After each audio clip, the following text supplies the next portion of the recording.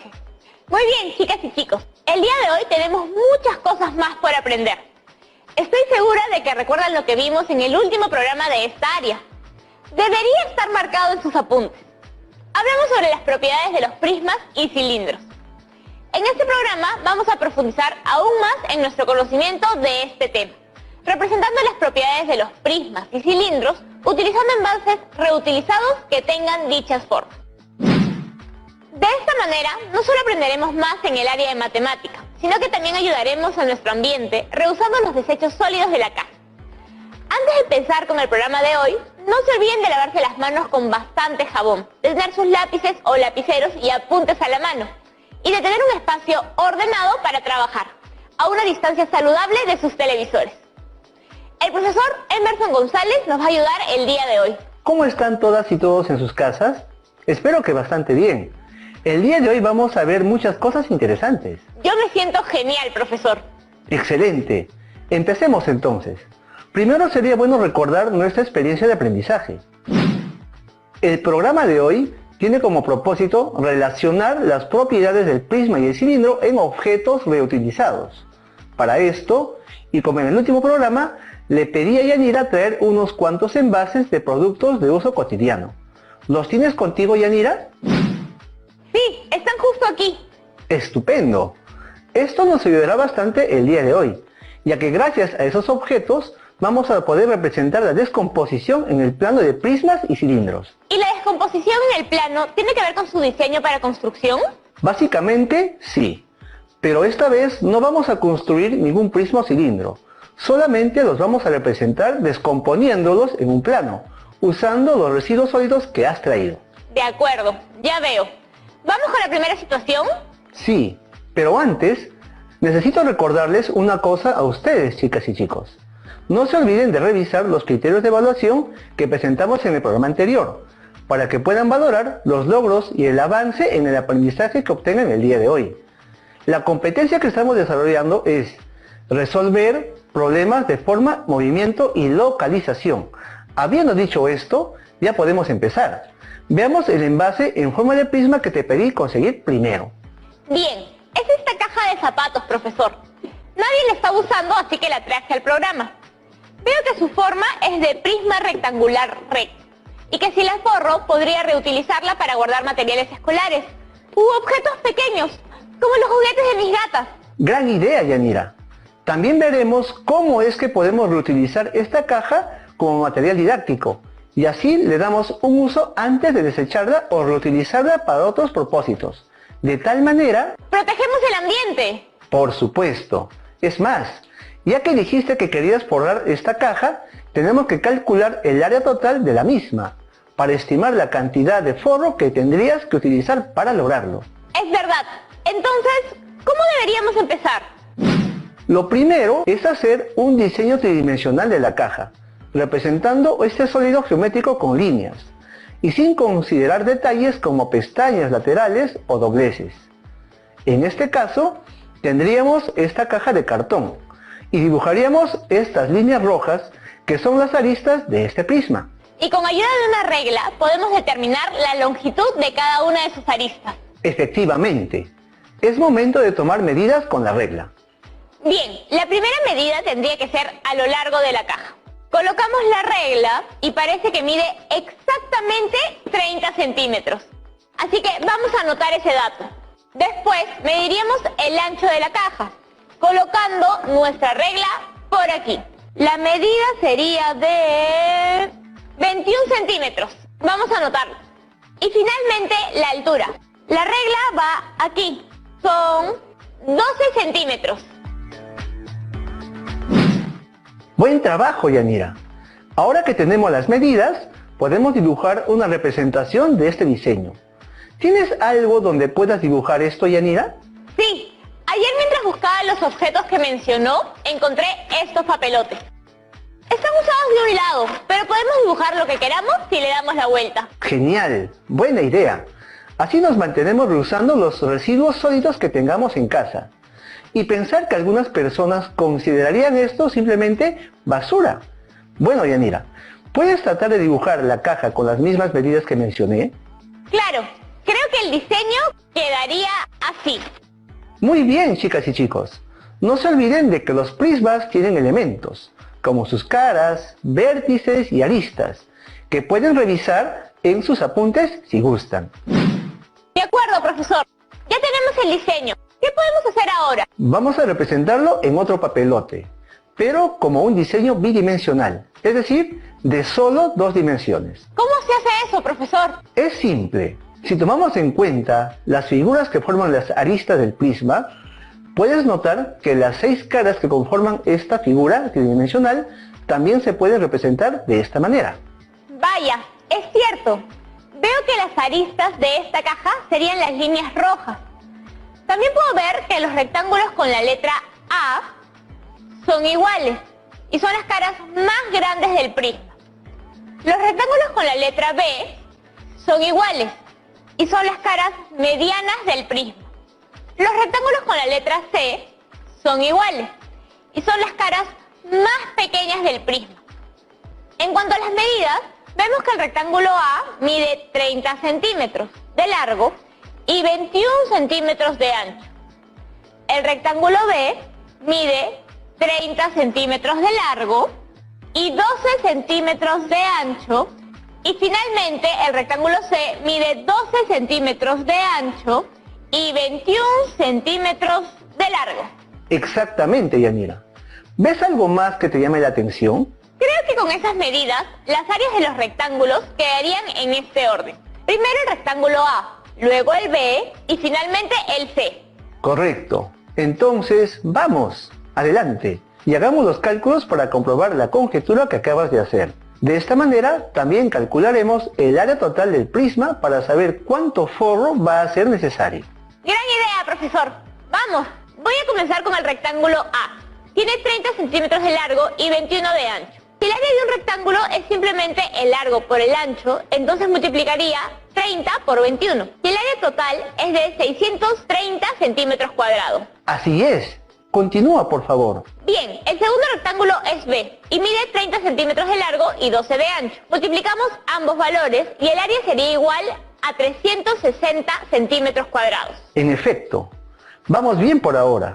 Solo te falta un rectángulo más. Finalmente, el último rectángulo que debemos revisar es el rectángulo C. En este caso tenemos 12 centímetros de ancho y 21 centímetros de largo. Como ya mencionamos, el área total consiste en la multiplicación de estos dos valores. Así que multiplicaríamos 21 por 12. El resultado final será de 252 centímetros cuadrados. Excelente trabajo, Yanira. Esas serían las 3 áreas distintas que puedes encontrar en estos rectángulos. Además de comprobar que tenías razón. Y estamos aún más cerca de encontrar el área total del prisma. ¿Recuerdas cuál es? Claro, profesor. ¿Ustedes lo recuerdan, chicas y chicos? Estoy seguro que sí, pero me gustaría darles un pequeño tiempo para que puedan revisarlo en sus apuntes, si es que gustan. No hay problema, profesor. Damos una pequeña pausa para que puedan revisar esta información entre sus apuntes. ¡No se vayan! Canal IP presenta.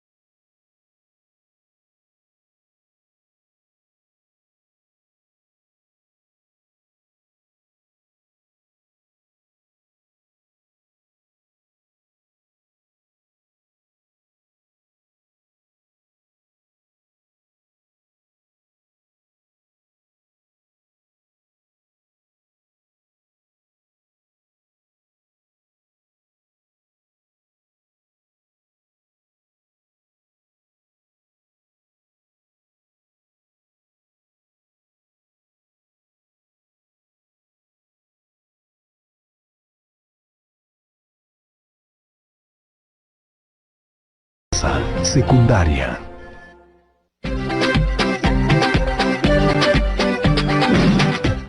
Hola, chicas y chicos. ¿Ya tienen la información que les pedimos antes de la pausa? Queríamos que recordaran cómo encontrar el área total de un prisma. Efectivamente. Espero que hayan podido refrescar esta información. Yanira, ¿cuál es la fórmula? El área total de un prisma es la suma de las áreas de las bases más las áreas de las caras laterales. Correcto. Pero ahora que hemos hecho una descomposición en 2 dimensiones de estas caras, eso también significa que podemos encontrar el área total de este prisma sumando el área de todos los rectángulos que la conforman. No lo había visto de esa forma, profesor. La suma de las áreas de estos 6 rectángulos nos dará el total del prisma. Sí. ¿Cómo empezarías a calcular esto entonces? Bueno, considerando que hablamos de 6 rectángulos y tenemos 3 áreas distintas, tendríamos que multiplicar cada una de ellas por 2. En el caso del rectángulo A, hablamos de 630 centímetros cuadrados, que multiplicados por 2 nos daría 1260 centímetros cuadrados de área. Exacto. Y tendríamos que hacer el mismo procedimiento con el resto de rectángulos. Ajá, en el rectángulo B hablaríamos de 360 centímetros cuadrados multiplicado por 2, lo que nos daría 720 centímetros cuadrados como área total. Y finalmente, el rectángulo C, el área de esta figura es de 252 centímetros cuadrados. Y este valor duplicado nos daría 504 centímetros cuadrados como área final.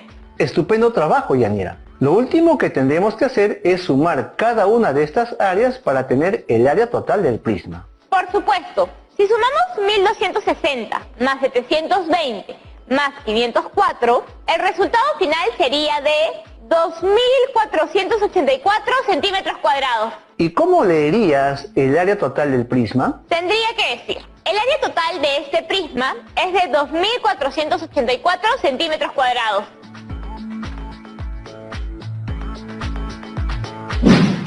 Bastante preciso, Yanira. Con esto, acabas de establecer una relación del prisma con su descomposición en un plano. El valor hallado significa que la cantidad de papel que necesitarás como mínimo para poder forrar esta caja es justamente ese número. Genial. ¿Qué otro caso vamos a ver? Vamos a ver la descomposición de un cilindro. Veo que conseguiste una lata de atún. Sí, lo elegí porque tenía forma de cilindro. Ahora que lo veo más de cerca, parece ser un cilindro aplanado y tiene bases anchas. Apuesto a que el radio de las bases mide más que la altura en sí. Esa es una nueva conjetura. Vamos a comprobarla, ¿te parece? Claro, ¿con qué empezamos? Bueno, aquí tenemos tu lata de atún. El diseño en 3 dimensiones de este objeto estaría conformado por los bordes del cilindro. Empezamos con la regla y midamos su altura. ¿Cuánto es? 4 centímetros, profesor. De acuerdo. Ahora veamos el radio. La mejor manera de encontrar esto es colocar la regla de tal manera que podamos medir el diámetro de nuestra lata, para luego dividir este valor en 2. Muy bien. Si colocamos la regla en esa posición que menciona, nos marca 8,5 centímetros de diámetro. Tendríamos que dividir esto entre 2 entonces. Así es. El radio de este cilindro sería finalmente 4,25 centímetros de longitud. Y ya podemos responder a tu conjetura original. Sí, tenía razón. El radio de la base es mayor a la altura del cilindro. Exactamente. Por ahora sigamos con la representación bidimensional de nuestra lata de atún, o cilindro.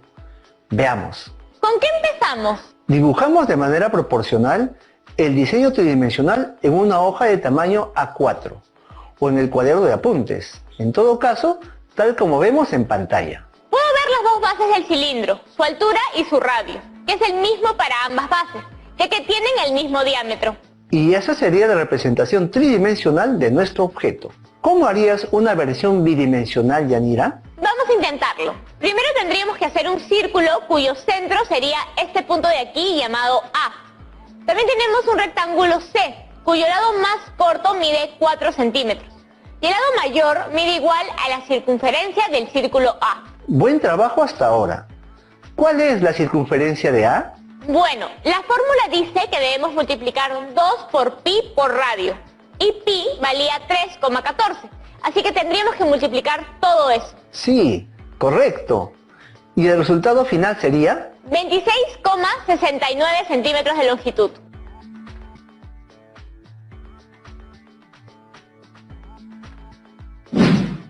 Correcto. Es interesante ver cómo un objeto en 3 dimensiones se puede representar simplemente con 2 dimensiones. Así es, Yanira.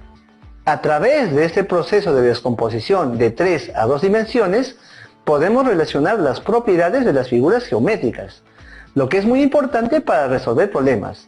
¿Vemos el siguiente caso? De acuerdo. Genial.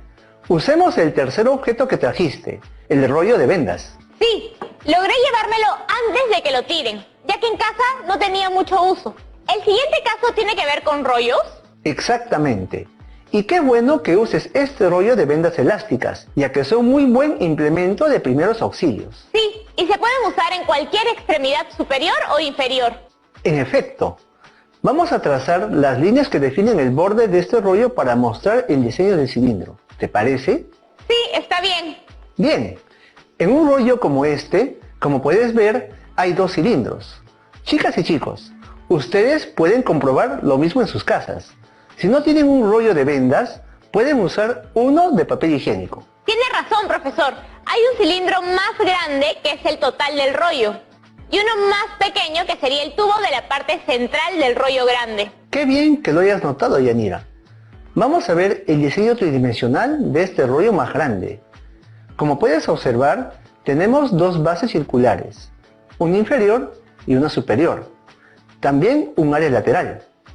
Y podemos notar la altura de este cilindro. Para esto, cogemos nuestras reglas y medimos.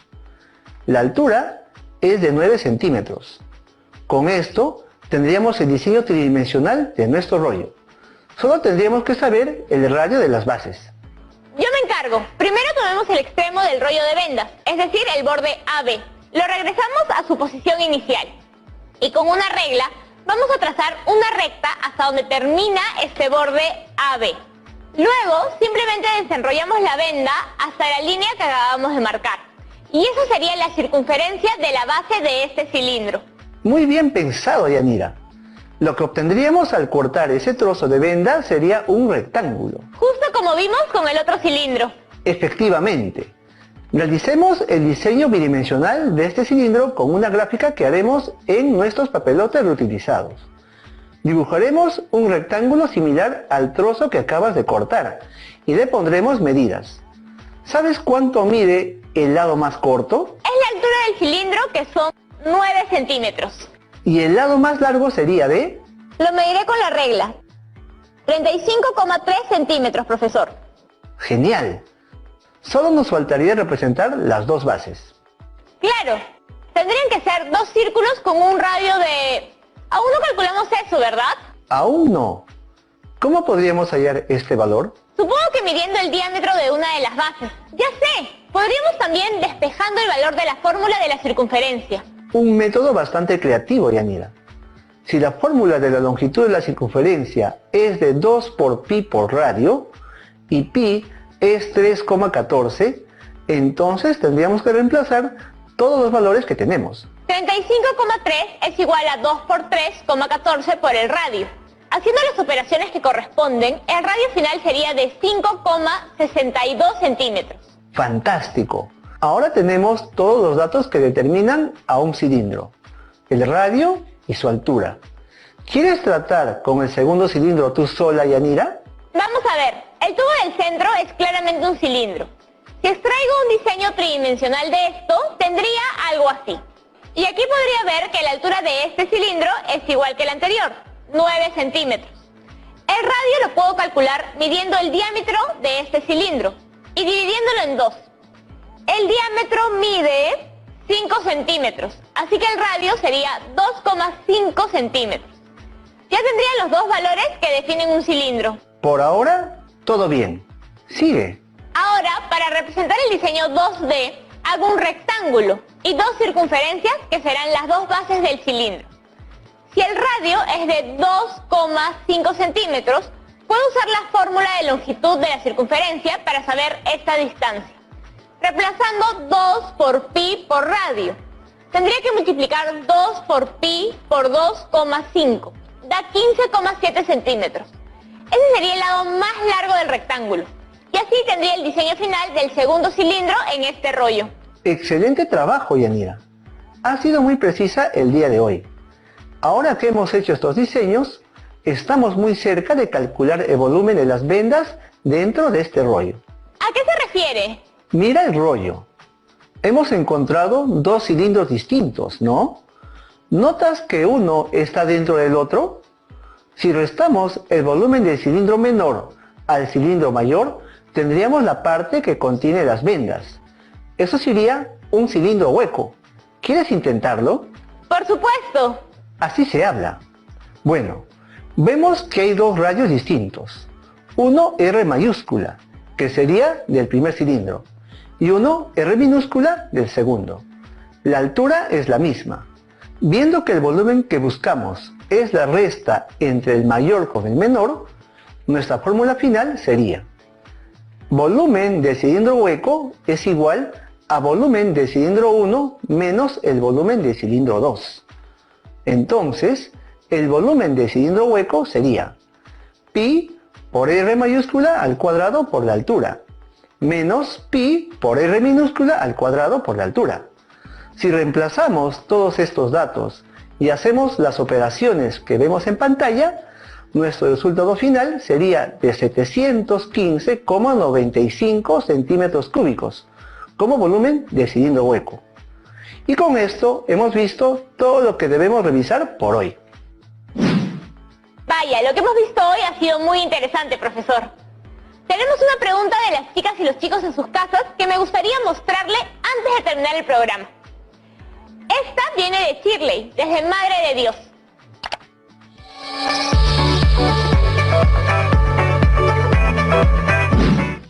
Hola a todos. Ahora que mencionaron el tema de un cilindro hueco, se me ocurrió algo. ¿Es posible hacer lo mismo con un cubo? O sea, tener un cubo con un cilindro dentro. ¿Cómo sería algo así? Gracias. Fantástica pregunta, Shirley. Sí, eso existe, incluso en la vida real. El edificio que ves en pantalla es un ejemplo de eso, un cilindro inscrito en un cubo. Muchas gracias por tu pregunta. Yanira, gracias a ti también por estar atenta el día de hoy. Ya me tengo que ir, así que me despido. Hasta la próxima. ¡Chao! Bueno, llegamos al final del programa de hoy, chicas y chicos. Vamos súper rápido con el reto de hoy, ¿bien?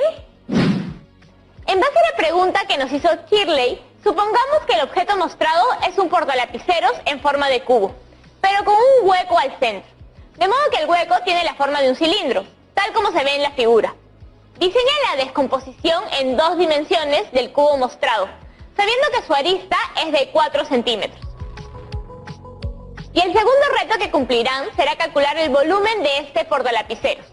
Describe tu proceso de resolución en cada caso e indica los procedimientos seguidos.